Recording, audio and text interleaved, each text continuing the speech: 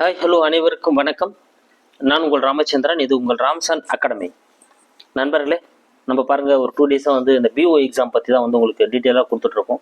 So உங்களுக்கு PO எக்ஸாம்னா என்னன்றது ஒரு வீடியோவில் கொடுத்துருப்போம். ஸோ அந்த போஸ்டிங்கான பணிகள் என்ன, எப்படி வகுத்துருக்காங்க அப்படின்றது ஒரு பணியில் கொடுத்துருக்கோம். அப்புறம் ஏஜ் லிமிட் என்ன, அதனோட சேலரி பேக்கேஜ் என்ன, அப்புறம் வந்து குவாலிஃபிகேஷன் என்ன அப்படின்றது ஒரு வீடியோ போட்டுட்டோம். இந்த வீடியோ நம்ம வந்து பார்க்க போகிறது என்ன அப்படின்னு பார்த்தோன்னா, so PO exam block education officer எக்ஸாமை பொறுத்தவரைக்கும் அதனோட எக்ஸாம் பேட்டர்ன் எப்படி இருக்குது, அதனோட தேர்வு நிலைகள் எப்படி இருக்குது, அதனோட கொஸ்டின் வந்து எப்படி வந்து எடுக்கிறாங்க என்ன அப்படின்றத இந்த வீடியோவில் நம்ம வந்து கிளியராக வந்து பார்க்க போகிறோம். ஓகேங்களா? சரி, வாங்க வீடியோக்குள்ளே போகலாம். அதுக்கு முன்னால் நம்ம சேனலுக்கு என்ன புதுசாக வந்தீங்கன்னா நம்ம சேனலை சப்ஸ்கிரைப் பண்ணிக்கோங்க. கூட பக்கத்தில் இருக்கிற பெல் பட்டனை கிளிக் பண்ணி நோட்டிஃபிகேஷன் ஆல் அப்படின்றதையும் கொடுத்துக்கோங்க. அப்போ தான் நம்ம போடுற வீடியோஸ் எல்லாமே உங்களுக்கு உடனடியாக வந்துட்டு இருக்கும். ஓகேங்களா? சரிங்க, நான் இங்கே குறிக்கும் போது சொல்லியிருப்பேன் 3 நிலை தேர்வு முறை அப்படின்னு நான் குறிப்பிட்டிருப்பேன். ஓகேங்களா? ஸோ 3 நிலை தேர்வு முறை அப்படின்னு நிறைய பேர் வந்து இதுவும் வந்து அப்போ டிஓ எக்ஸாம் போல் ப்ரிலிமினரி இருக்குது, மெயின்ஸ் இருக்குது, அப்புறம் இன்டர்வியூ இருக்குது போல் அப்படின்னு நினச்சிருப்பாருங்க. அது இல்லைங்க. ஓகேங்களா? ஸோ இன்னும் 3 நிலை தேர்வு முறை அப்படின்றத நான் முதல்ல கிளியர் பண்ணிடுறேன். அதுக்கப்புறம் அது எப்படின்றத கிளியர் பண்ணுறேன்.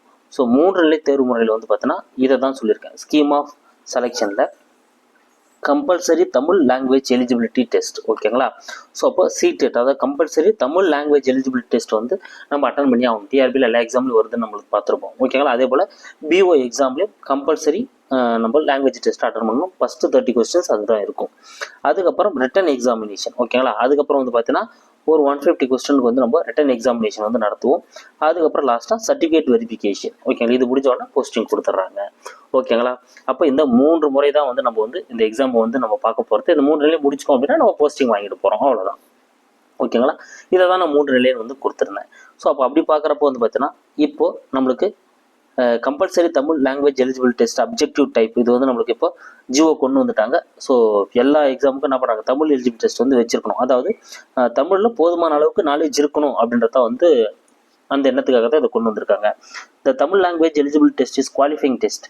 It will be conducted objective type consisting 30 questions for 50 marks and the duration of examination will be 30 minutes. ஓகேங்களா? அப்போது 30 கொஸ்டின் கேட்க போகிறாங்க, 30 நிமிடம், அரை மணி நேரம் தராங்க. ஆனால் எவ்வளோ மார்க்? 50 மார்க் தராங்க. ஓகேங்களா? ஸோ ஃபஸ்ட்டு என்ன பண்ணுவாங்க, ஃபஸ்ட்டு ஒரு 10 கொஸ்டின்ஸ்க்கு வந்து பார்த்தீங்கன்னா 2 மார்க்ஸ் அப்படின்ற மாதிரி கொடுத்துருவாங்க. அதுக்கப்புறம் ஒரு 30, அதுக்கப்புறம் ஒரு 20 கொஸ்டின்ஸ்க்கு வந்து பார்த்தீங்கன்னா 1 மார்க் அப்படின்ற மாதிரி கொடுத்து 50 மார்க்கை வந்து ஈக்குவல் பண்ணுவாங்க. ஓகேங்களா? ஸோ அப்போ அது வந்து நீங்கள் வந்து அதுக்கேற்ற நீங்கள் வந்து அட்டன் பண்ணிக்கலாம். இப்போ வந்து நீங்கள் this mark will not be considered for ranking. So உங்களோட ரேங்கிங் சிஸ்டத்தை இந்த மார்க் வந்து கன்சிடர் பண்ண போகிறது இல்லை. இது ஒன்லி குவாலிஃபைங் மார்க் மட்டும்தான். தமிழ் எலிஜிபிள் டெஸ்ட் வந்து நீங்கள் இதை குவாலிஃபை பண்ணிங்கன்னா தான், இந்த பார்ட்டியே குவாலிஃபை பண்ணிங்கன்னா தான் பார்ட்டி பியை வந்து கரெக்ஷன் பண்ணுவாங்க. ஸோ அது ரொம்ப ரொம்ப முக்கியம். ஆனால் இது வந்து நம்மளோட ரேங்கிங்கில் எந்த பிரச்சனையும் வரப்போகிறது கிடையாது. Syllabus for Tamil language eligibility examination for class 10th standard level தாங்க ரொம்ப முக்கியம். ஸோ நம்ம ஏற்கனவே பிஜிடிஆர்பி எக்ஸாம்லையும் பார்த்தோம். இதுக்கு முன்னாடி நடந்த பிஓ எக்ஸாம்லையும் நீங்கள் பார்த்தீங்க அப்படின்னா உங்களுக்கு 10th ஸ்டாண்டர்ட் புக்கில் தான் தமிழ் புக்கில் தான் வந்து கொஸ்டின் கேட்டிருப்பாங்க. அப்போ தமிழ் எலிஜிபிலிட்டி டெஸ்ட்டை பொறுத்தவரை நீங்கள் 10th தமிழ் புக்கு படித்தா போதும். அதுவும் இப்போ இருக்கக்கூடிய நியூ எடிஷனில் 7 இயர் தான் இருக்கும் மொத்தம். நீங்கள் அதை படித்தாலே எனஃப் தான். ஓகேங்களா? அது நான் உங்களுக்கு வந்து டெய்லி டெஸ்ட்டு போட்டு கொஸ்டின் போட்டு உங்களுக்கு நான் கொடுத்துருவேன். நீங்கள் அதை படிச்சிங்கனாலே தமிழ் எலிஜிபிள் டெஸ்ட்டுக்கு நீங்கள் வந்து ப்ரிப்பேர் ஆகிருக்கு. ஏற்கனவே ஆல்ரெடி பிஜிடிஆர்பிக்கு பார்த்துருப்பீங்க, நம்ம பக்காவாக பண்ணி கொடுத்துருப்போம். அதே போல் இதுக்கு நம்ம வந்து தமிழ் எலிஜிபிள் டெஸ்ட் வந்து பண்ணி கொடுத்துருவோம். ஸோ அதில் நீங்கள் எவ்வளோ மார்க்ஸ் எடுக்கணும் அப்படின்னா மினிமம் 40% மார்க்ஸ் பார்ட்டி எக்ஸாமினேஷன், மினிமம் குவாலிஃபைங் மார்க்ஸ். ஓகேங்களா? ஸோ 40% மார்க்ஸ் வந்து என்ன பண்ணணும், அதில் வந்து எடுக்கணும்னு சொல்கிறாங்க. ஓகேங்களா? அப்போ 40% மார்க்னா எவ்வளோங்க, மொத்த மார்க் வந்து 50. அதில் 40% எவ்வளோ வருது பாருங்கள். ஸோ இந்த 0க்கு இந்த 0 அடிச்சிடலாம், இந்த 0க்கு இந்த 0 அடிச்சிடலாம், 5 20. அப்போ நீங்கள் இந்த 50 மார்க்கில் 20 மார்க்ஸ் வந்து நீங்கள் என்ன பண்ணி ஆகணும், எடுத்தாகணும். 20 மார்க் எடுத்தீங்க அப்படின்னா நீங்கள் தமிழ் எலிஜிபிலிட்டி டெஸ்ட்டில் நீங்கள் பாஸ் பண்ணுறீங்க. தமிழ் எலிஜிபிலிட்டி டெஸ்ட்டில் நீங்கள் பாஸ் பண்ணிட்டீங்க அப்படின்னா தான் உங்களுக்கு என்ன பண்ணுவாங்க, பார்ட் பியை வந்து என்ன பண்ணுவாங்க, திருத்துவாங்க. ஓகேங்களா? ஸோ ரொம்ப ரொம்ப ஈஸி தான். 10th ஸ்டாண்டர்ட் தான் நம்ம படிக்க போகிறோம். ஓகேங்களா? அது நான் உங்களுக்கு லைன் பை லைனாக எடுத்து நான் கொடுத்துருவேன். நீங்கள் அதை மட்டும் படிச்சினாலே போதும், தமிழ் எலிஜிபிள் டெஸ்ட்டை நீங்கள் பாஸ் பண்ணிடுவீங்க. ஓகேங்களா? அப்போ first ½ an hour Tamil eligible test பார்க்க போகிறீங்க. 30 கொஸ்டின்ஸ், அதில் 40% மார்க், 20 மார்க் எடுத்தாலே பாஸ், ஈஸியாக 20 மார்க் எடுத்துருவீங்க. இதை நீங்கள் பெருசாக வந்து கவலைப்பட தேவையில்லை. ஓகேங்களா? அப்போ ஃபஸ்ட்டு தமிழ் எலிஜிபிள் டெஸ்ட்டு நடக்கும் போது இது நம்மளுக்கு ஒரு ஐடியா கிடச்சிருச்சு. அதுக்கப்புறம் வந்தீங்க அப்படின்னா மெயின் சப்ஜெக்ட். ஓகேங்களா? ஸோ மெயின் சப்ஜெக்ட் அப்படின்றத பொறுத்தவரைக்கும் நீங்கள் வந்து இப்போ பிஜிடிஆர்பியில் நீங்கள் பார்த்துருப்பீங்க. ஸோ கிட்டத்தட்ட அதே போல் தான் இருக்கும். அதாவது ஒரு 110 கேள்வி வந்து உங்கள் மேஜர்லேருந்து படிச்சிருப்பீங்க. 30 கேள்வி சைக்காலஜி, 10 கொஸ்டின் ஜிகே. ஓகேங்களா? ஸோ இதே பேட்டர்னாக வந்து இங்கே ஃபாலோ பண்ணுறாங்க. ஆனால் இங்கே 110 கேள்வி அப்படின்றது மேஜராக இல்லாமல் ஸோ ஒரு 10 யூனிட் சிலபஸாக கொடுத்துட்டு உங்களுக்கு ஜிகேவை என்ன பண்ணுறாங்க, அதில் வந்து கொண்டு வராங்க. அது என்னென்ன அப்படின்றதையும் நம்ம வந்து பார்க்க போகிறோம். இது உங்களுக்கு எப்படி கேட்குறாங்க, என்னென்ன எந்த பேட்டர்னில் எவ்வளோ மார்க்ஸ் அப்படின்றதுக்காக நான் சொல்கிறேன். The OMR examination will consider single paper of 3 hours duration, 150 multiple choice questions. So அப்போ தமிழ் எலிஜிபிள் டெஸ்ட்டுக்கு ஒரு 1/2 hour போயிடுது, அது இங்கே கழிச்சிக்கோங்க. ஸோ மீதி இருக்கக்கூடிய 3 hours நம்ம 150 கொஸ்டின்ஸுக்கு என்ன பண்ண போகிறோம், நம்ம வந்து எக்ஸாம் எழுத போகிறோம்.